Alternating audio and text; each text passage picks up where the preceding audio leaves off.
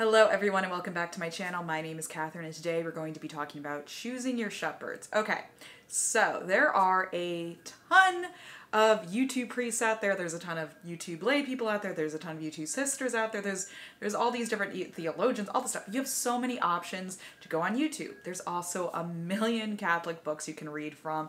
Some are written by the saints that are doctors of the church. For example, Saint Therese and the Story of the Soul, I think every Catholic should read. The works of St. Augustine, St. Thomas Aquinas, some people like that. All Catholics pretty much should choose those kinds of saints to be shepherds. Not necessarily maybe your shepherd that you need to go read all of Thomas Aquinas because maybe you don't understand it. I mean, I have here, let me show you. You guys know I chose Archbishop Fulton Sheen and Mother Angelica to be my patron saints of this channel, even though they're not technically saints yet. This is a book by Archbishop Fulton Sheen. I can't get through it. I can't get through it. I don't want to say which one it is because I don't want to be embarrassed, but I can't read it. I got to work on that. So anyway, back to what I was saying. So we have all these different options for shepherds. However, there are some bad priests out there. There are some bad YouTubers out there. There are people who are trying to mislead us and people who maybe will make you feel comfortable in your own sin and who will not tell you the truth of the Catholic Church because they want to be comfortable in their own sin, or they don't want to hurt people's feelings, or they actually believe it and they're not listening to the actual teachings of the church, the actual traditional teachings of the church.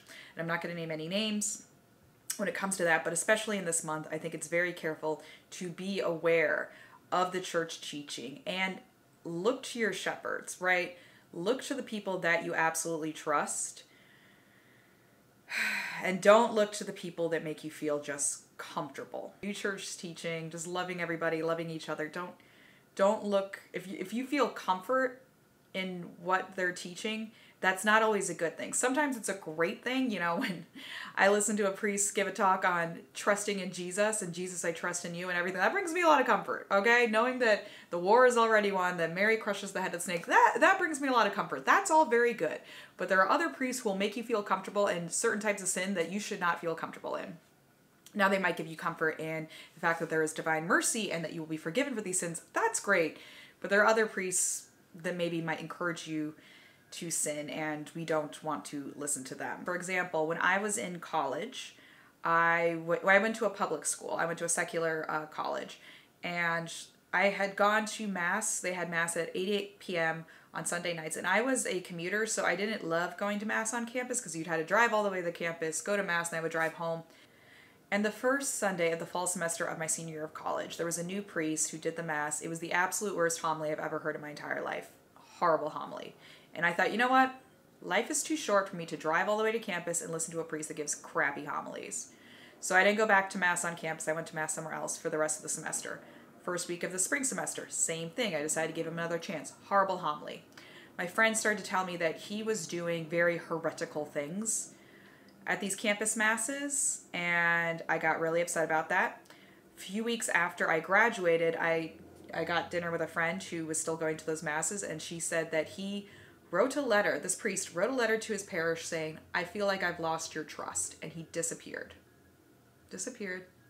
After doing a bunch of heretical things, he disappeared. Months later, my father is reading the newspaper, and he says to me, "Do you know this priest?" And I said, yes. And that priest, I don't know where he is now, but he did go to jail for quite a while. So use your judgment that some of these men are not good men, are not good priests. People choose to become priests for crazy reasons. Maybe they become a priest because they like good public speaking. And, you know, they did not have very good teachers. They did not have very good teachers in the seminary who told them, yeah, that's not a good enough reason to become a priest, or no, you are not called to this, or no, you do not practice Catholic values. No, what you believe in is not anything in line with the church. And it's just use your discerning heart, trust your gut. I mean, that's what worked for me. Talk to other people about their shepherds. You know, obviously, if you have certain people in your life that help you be more Catholic, more religious, more a good person, ask them who they listen to, what podcasts they listen to, what YouTube videos they watch. Because let's face it, life is too short to listen to all these different podcasts and everything out there. There's so much content out online, it's beyond belief. Like, if I'm so humbled that anybody watches my channel because there's so many amazing, wonderful people out there. Like, I'm so humbled that you guys are listening to my channel. And maybe you're listening to my channel because you're like me, maybe you're a young woman in her 20s, late 20s, who likes to watch this channel, or maybe you're an older, or maybe you're younger, and I don't know why you guys watch my channel, but I appreciate it so much. But I think it's very important, especially during this month, that we choose our shepherds very carefully. Now, there are maybe some shepherds out there that you just don't like. For example, there is one Catholic YouTuber priest out there. It's so weird. He's totally doesn't collab with the other priests. Like, for example, I'm not talking about like Bishop Barron or like Father Mike Schmitz, who are just so awesome, and I love Father Mike Schmitz so much. And they collab with each other. Like, you've seen the Bishop Barron interviewing him, and you know, obviously Father Mike Schmitz works with Jeff Cavins and all. Like, they all seem to be friends and going on each other's channels and doing each other's podcasts and everything. But there's this one priest who doesn't seem to work with any of the other Catholic YouTubers, and I just don't get him. I don't like him, and I don't like the things he says, and I don't like his delivery. And I know the stuff he's saying seems to be 100% in line with the Catholic Church, but I just don't like him.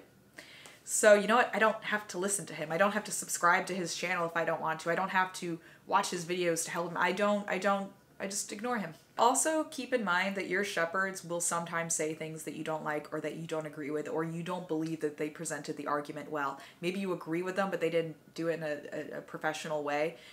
You know, if you are like me and you have a lot of priest friends, which I am very blessed, I have such awesome priest friends, there will be times where you might see that priest lose his cool, maybe act irrationally, maybe make a mistake, maybe he'll say something insulting, and you'll get upset about it. Same thing for sisters. I don't know as many nuns as I do priests, just because, you know, it's harder to be friends with nuns. But you will see that priest mess up, because that priest is a human. And he sins too. He goes to confession too. And you'll be like, okay, he is my shepherd. You know, obviously Jesus is the divine shepherd, blah, blah, blah. But he's an earthly shepherd that I look to for advice and for everything. And he messed up on this one instance. But that's okay, because it's okay. You go in discerning, realizing Jesus is the only divine shepherd, right? Just be smart, you guys, when you're choosing your shepherds. Don't just blindly follow anyone. Don't blindly follow anyone. And not every Catholic priest has to be your shepherd. All right? Not every sister is this amazing sister and you should listen to everything that she says. And if she tells you you're meant to be a nun, you should listen to her because you're meant to be a nun. No. No. You're always going to be discerning for yourself.